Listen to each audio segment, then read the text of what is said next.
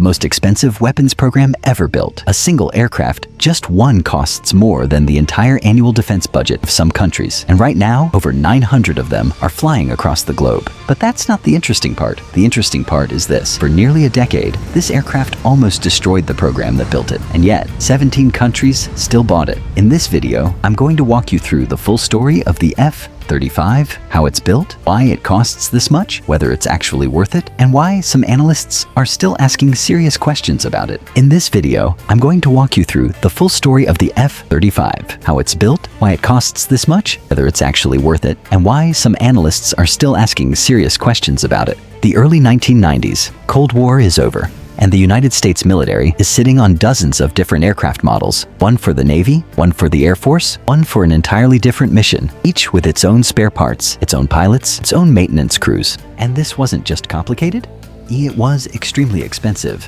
So an idea was born inside the Pentagon, one that sounded simple, but would become one of the hardest engineering problems in history.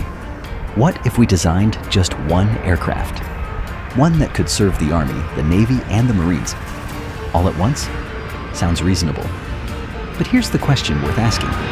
Is it actually possible for a single aircraft to take off from short runways, land on aircraft carriers, and be invisible to radar, all at the same time? Pause. When you ask that to engineers, the answer is usually, in theory, yes. In practice? Let's find out.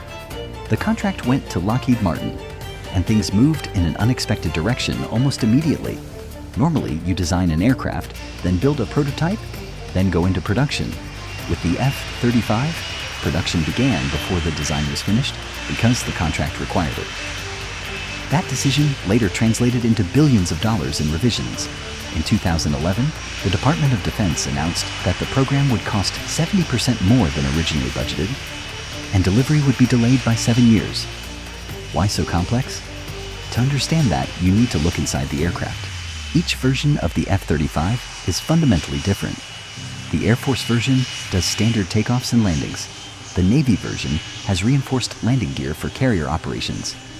But the most remarkable one sits in the middle, the version that can take off vertically. It redirects engine thrust downward, letting it hover in midair like a helicopter. Building these three very different aircraft using as many shared parts as possible? That's the core reason for the cost disaster. Because every specialized part has to be redesigned for each version. The feature that sets the F-35 apart from almost everything else is stealth. But this word is often misunderstood. Stealth doesn't mean the aircraft completely disappears from radar. There's a measurement called radar cross-section.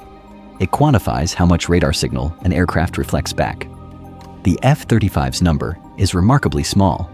According to some sources, it produces a signal roughly the size of a small bird. What that means in practice, by the time a radar operator detects the aircraft, there's usually not enough time left to respond effectively. But this technology comes at a price.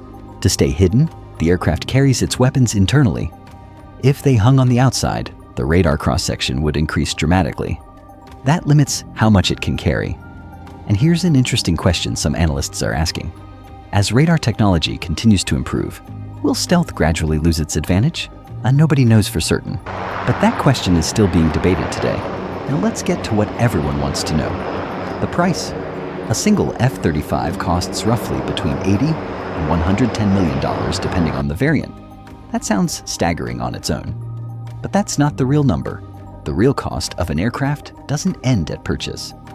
When you factor in 30 years of fuel, maintenance, spare parts, and pilot training spread across 44,000 flight hours, the lifetime cost per aircraft climbs to roughly $36,000 per flight hour.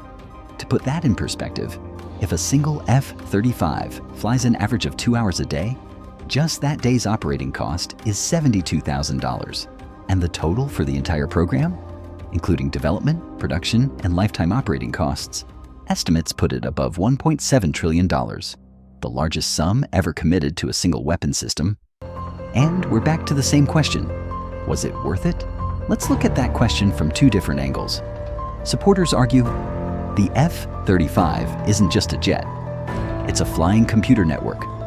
Its sensors, data processing capability, and real-time communication with other aircraft place it in an entirely different category from traditional fighters. Comparing it to older jets is like comparing a smartphone to a landline. Critics say the aircraft is good at many things, but exceptional at none. In close-range combat, test reports showed it struggled against lighter, more agile aircraft. And trying to combine this many missions into one platform creates unavoidable compromises everywhere. The fact that 17 nations bought it, does that mean it's unquestionably superior? Or does it mean these countries wanted to integrate into the US defense network? That question interests political scientists just as much as military analysts. Is the F-35 an engineering marvel? Or the most expensive collection of compromises in history? Pause. Probably both at the same time. What this aircraft's story shows us is this. In engineering, building one thing that does everything is tempting in theory, but enormously difficult in practice. And that lesson extends far beyond the defense industry. Now I want to ask you something. Before watching this video, what did you think about the F-35? And has anything shifted? Drop your thoughts in the comments. I read every single one. This channel is about understanding how big, complex things actually get built, the decisions behind them, the costs, and what we can learn from them. If that's something you find yourself thinking about, you know where the subscribe button is.